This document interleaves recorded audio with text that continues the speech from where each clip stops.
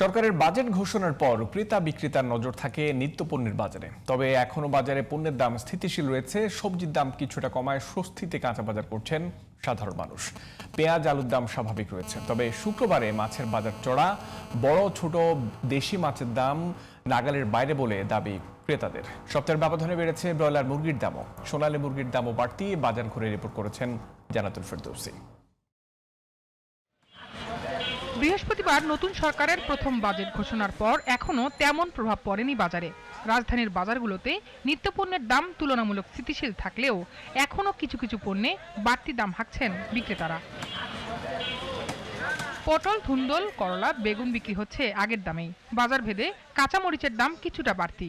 পেঁয়াজ, আদা, রসুন কিনতেও কিছুটা স্বস্তি প্রকাশ করছেন মানুষ। বেগুন আগে ছিল 100, এখন বর্তমানে 70 টাকা কেজি এটা। তারপরে পটল একটা আছে 60 টাকা কেজি, শসা একটা আছে 60 টাকা কেজি।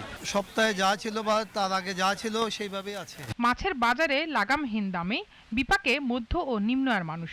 শুক্রবার এলেই সব ধরনের মাছে বাড়তি 50 থেকে 100 টাকা যোগ করেন ব্যবসায়ীরা। চিংড়ি, ইলিশের দামও আকাশচুম্বী। চাষের গই 250 টাকা কেজি, শোল মাছের পিস 800 টাকা, শিংমাছ কেজি 500 টাকা, মাগুরের কেজি 800 টাকা। বেশি ইলিশ মাছের দামটা অনেক বেশি, আর চিংড়ি মাছেরও দাম বেশি। মাছের দাম তুলনামূলক খুবই বেশি, এটা সাধারণ মানুষের পক্ষে খাবার সম্ভব না। গেল সপ্তাহে ব্রয়লার মুরগির দাম কমলেও বাজারে কেজিতে আবারও 20 টাকা বাড়তি হাঁকছেন বিক্রেতারা। দাম বাড়তি সোনালী ও দেশি মুরগিরও। সোনালী মুরগি কিনলাম প্রায় 870 গ্রাম, 270 টাকা। কোরবানি ঈদের আগে একটু কম ছিল, আবার আস্তে আস্তে করে বাড়ছে।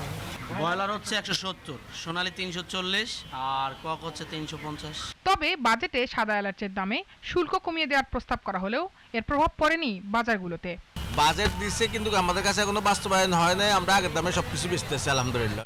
বাজেটে নিম্ন ও মধ্য আয়ের মানুষের জন্য কিছু কিছু নিত্যপণ্যের দাম কমানোর যে উদ্যোগ নেওয়া হয়েছে তা দ্রুত কার্যকর করার দাবি সাধারণ মানুষের। জান্নাতুল ফেরদৌসী, জিটিভি নিউজ, ঢাকা।